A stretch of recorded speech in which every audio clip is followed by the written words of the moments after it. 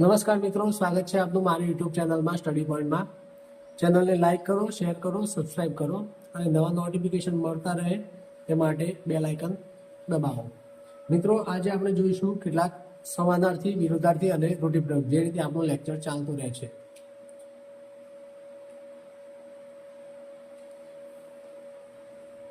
તો સૌથી પહેલા જોઈએ સિનોનિમ્સ એટલે કે સમાનાર્થી. તો પ્રથમ છે પેરિલસ, તો તેનો મતલબ થાય જોખમી, ખતરનાક.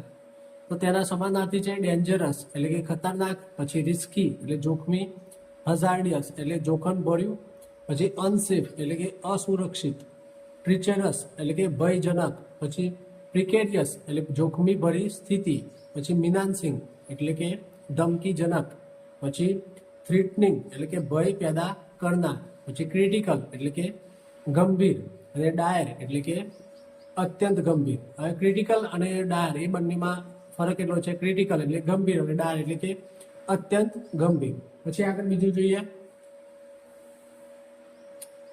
રેવનસ. રેવનસ એટલે કે ખૂબ ભૂખેલું અથવા તો ભૂખથી વ્યાકુળ, ભૂખથી તડપતું હોય તેવું.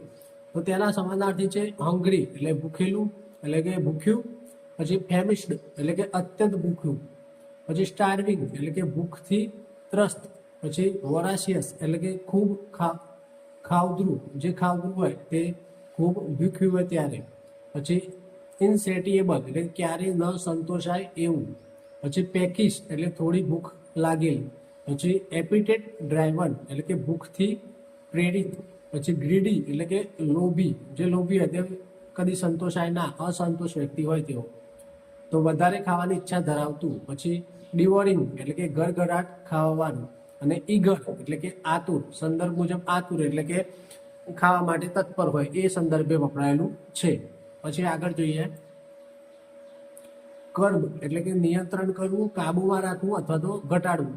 તો તેના સમાનાર્થી છે કંટ્રોલ એટલે નિયંત્રણમાં રાખવું, રિસ્ટ્રેન એટલે કે રોકવું, કાબુમાં રાખવું, પછી ચેક એટલે કે અંકુશમાં રાખવું. આપણે ઘણી વાર નહીં ચેક કરીએ, પછી કંઈક વધારાની વસ્તુ હોય તો ઓછી કરી દઈએ ને એ રીતે, એટલે ચેક કરવું. પછી લિમિટ એટલે મર્યાદિત કરવું અથવા તો મર્યાદિત રહેવું, પછી રેસ્ટ્રિક્ટ એટલે પ્રતિબંધિત કરવું, પછી સપ્રેસ એટલે દબાવવું, પછી ઇનહિબિટ એટલે અવરોધવું. અહીંયા હેબિટ નથી, હિબિટ છે. ઇનહિબિટ એટલે કે અવરોધવું, પછી કન્ટેન્ટ એટલે કે નિયંત્રણમાં રાખવું, પછી રિડ્યુસ એટલે કે ઘટાડવું, અને છે પ્રિવેન્ટ એટલે કે અટકાવવું. પછી છે રબલ એટલે કે ખંડેર, તૂટેલા પથ્થરો અથવા તો મકાનનો કાટમાળ, તેને શું કહેવાય? રબેલ. તો તેના સમાનાર્થી છે ડેબ્રિસ એટલે કે કાટમાળ, ર્યુન્સ એટલે ખંડેર, રેકેજ એટલે તૂટેલા અવશેષ. અહીંયા રેકેજ વંચાય છે, ડબલ્યુ છે એ સાયલેન્ટ છે, એટલે રેકેજ એટલે કે તૂટેલા અવશેષ.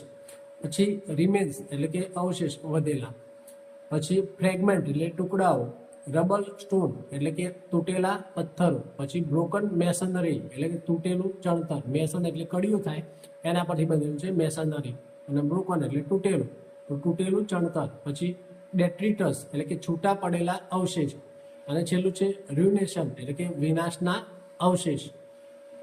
આગળ જોઈએ ડિફેમેશન એટલે કે બદનામી, માનહાનિ. તો તેના સમાનાર્થી છે સ્લેન્ડર એટલે કે બદનામી, પણ કેવી? મૌખિક. પછી લિબલ એટલે કે બદનામી, પણ કેવી? લેખિત. પછી વિલિફિકેશન એટલે કે નિંદા, અપમાન. પછી કેરેક્ટર એસેસિનેશન એટલે કે પ્રતિષ્ઠાને નુકસાન પહોંચાડવું. એસેસિનેશન એટલે કે હત્યા કરવી, સામૂહિક હત્યા થતી હોય તેને એસેસિનેશન કહેવાય છે. એ પણ અહીંયા ક્યાંની છે? કેરેક્ટરની એટલે કે પ્રતિષ્ઠાને નુકસાન, પ્રતિષ્ઠાની હત્યા કરવી એવું. ડેનિગ્રેશન એટલે કે બદનામ કરવું. પછી કલમની એટલે ખોટી બદનામી. પછી ડિસ્પેરેજમેન્ટ એટલે કે ઉતારી પાડવું. પછી સ્મિયર એટલે કે બદનામ કરવાનો પ્રયાસ. પછી એસ્પર્ઝન એટલે કે આક્ષેપ અથવા તો કલંક.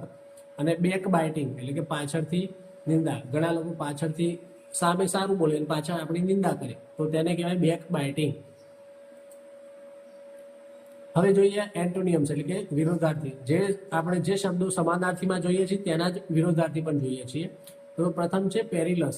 પેરિલસ એટલે કે જોખમી, ખતરનાક. તો તેનો વિરોધી શું થાય? સુરક્ષિત એટલે કે સેફ. પછી સિક્યોર એટલે સલામત, હાર્મલેસ એટલે કે નિર્દોષ અથવા નુકસાન ન કરનાર. પછી પ્રોટેક્ટેડ એટલે કે રક્ષિત. પછી રિસ્ક ફ્રી એટલે કે જોખમ રહિત. પછી બિનાઇન એટલે કે હાનિ રહિત. પછી ઇનોક્યુસ એટલે નિષ્કરણીય અને હાનિ રહિત. પછી છે પીસફુલ એટલે શાંતિપૂર્ણ. અને સ્ટેબલ એટલે કે સ્થિર. પછી બીજો છે રેવનસ એટલે કે ખૂબ ભૂખેલું અથવા તો ભૂખથી વ્યાકુળ. તો તેનો વિરોધી થાય સેટિસ્ફાઈડ એટલે કે સંતોષાયેલું.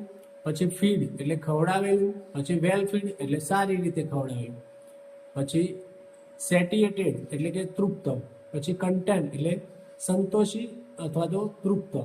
પછી સ્ટફર્ડ એટલે કે ખૂબ જ ભરપૂર ખાધેલું. પછી છે રેપ્લેટ એટલે સંપૂર્ણ તૃપ્ત. પછી આગળ જોઈએ કર્બ એટલે કે નિયંત્રણમાં કરવું, કાબુમાં રાખવું, ઘટાડવું. તો તેના વિરોધી છે એન્કરેજ એટલે પ્રોત્સાહન આપવું. પછી પ્રમોટ એટલે આગળ વધારવું. ઇન્ક્રીઝ એટલે વધારવું. પછી એક્સપાન્ડ એટલે વિસ્તૃત કરવું. સ્ટિમ્યુલેટેડ એટલે ઉત્તેજિત કરવું. પછી બુસ્ટ એટલે વધારો કરવું. ફોસ્ટર એટલે પ્રોત્સાહિત કરવું. એડ એટલે કે મદદ કરવી. પછી સપોર્ટ એટલે કે સમર્થન આપવું. સમર્થન આપીએ એટલે સપોર્ટ. પછી છે રબલ એટલે કે ખંડેર તૂટેલા મકાનો, પથ્થરનો કાટમાળ. તો તેના વિરોધાર્થી છે બિલ્ડિંગ એટલે કે ઇમારત. સ્ટ્રક્ચર એટલે કે માળખું અથવા તો પછી કન્સ્ટ્રક્શન એટલે કે બાંધકામ. એડિફાઇસ એટલે કે ભવ્ય ઇમારત. પછી આર્કિટેક્ચર એટલે સ્થાપત્ય ઇમારતની રચના. જે ફ્રેમવર્ક એટલે કે ઢાંચો. ઇસ્ટાબ્લિશમેન્ટ એટલે કે સ્થાપના. ડેવલપમેન્ટ એટલે વિકાસ. ક્રિએશન એટલે સર્જન. રિકન્સ્ટ્રક્શન એટલે કે પુનઃ નિર્માણ.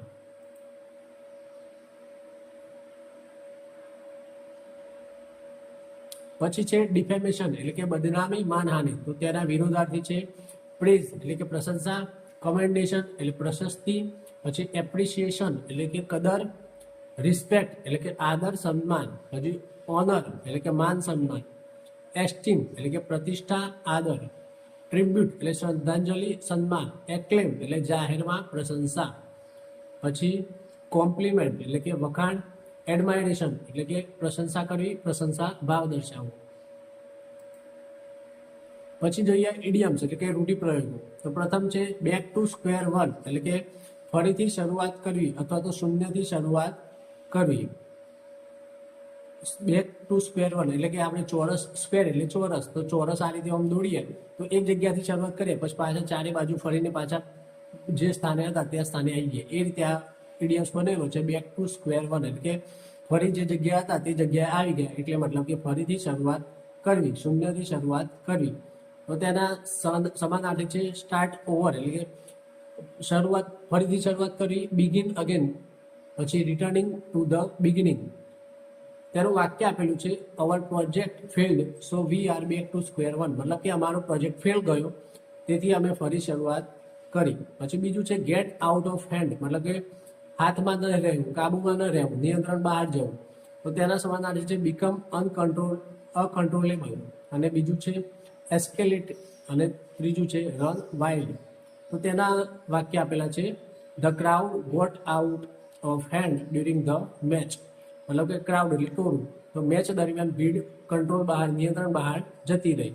અહીંયા ગેટ છે એ મૂળ રૂપ છે અને અહીંયા ગોટ છે ભૂતકાળનું રૂપ આપેલું છે. પછી છે go to the extra mile મતલબ કે અપેક્ષા કરતાં વધારે મહેનત કરવી. તો તેના સમાનાર્થી છે મેક એન એક્સ્ટ્રા એફોર્ટ મતલબ કે એક્સ્ટ્રા એફોર્ટ કરવો. ગો એબો એન્ડ બિયોન્ડ મતલબ ઉપર જવું કે આ બાજુ જવું એ રીતે. પછી ડુ મોર ધેન એક્સપેક્ટેડ મતલબ કે આશા રાખી હતી તેના કરતાં વધારે કરવું. તો તેનું વાક્ય આપેલું છે if you want success you must go the extra mile. મતલબ કે તમારે સક્સેસ મેળવવી હોય તો તમારે અપેક્ષા કરતાં વધારે મહેનત કરવી પડશે. પછી બીજું વાક્ય છે અપ ઇન ધ એર એટલે કે અનિશ્ચિત હોવું, હજુ નક્કી ન થયું હોવું. એટલે કે નક્કી ના હોય, અપ ઇન ધ એર. તો તેના સમાનાર્થી છે અનસર્ટેન, અનડિસાઇડેડ, અનરિઝોલ્વડ. તો તેનું વાક્ય આપેલું છે because of the rain the match is up in the air. મતલબ કે રેન એટલે કે વરસાદ, વરસાદના કારણે મેચનું હજી કંઈ નક્કી નથી.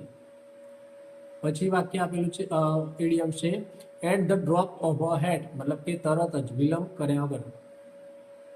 એટલે કે પેલી શું કહેવાય હેટ એટલે ટોપી પડીને તરત જ એ રીતનું કહેવામાં આવે. તો તરત જ વિલંબ વગર, તો ઇમિડિયેટલી, પછી ઇન્સ્ટન્ટલી, વિધાઉટ હેઝિટેશન એટલે કે સંકોચ કરવું, તો સંકોચ કર્યા વગર. He is ready to help at the drop of a hat, મતલબ કે તે મદદ કરવા માટે તરત જ તૈયાર હોય છે, વિલંબ કર્યા વગર, તેવો મિનિંગ થાય. તો મિત્રો થેન્ક યુ આપ સૌનું. મારી ચેનલને સબસ્ક્રાઈબ કરો, લાઈક કરો, શેર કરો, અને નવા વિડીયો મળતા રહે તે માટે ચેનલને જે બેલ આઇકન આવે છે તે પણ દબાવતા રહો. Thank you.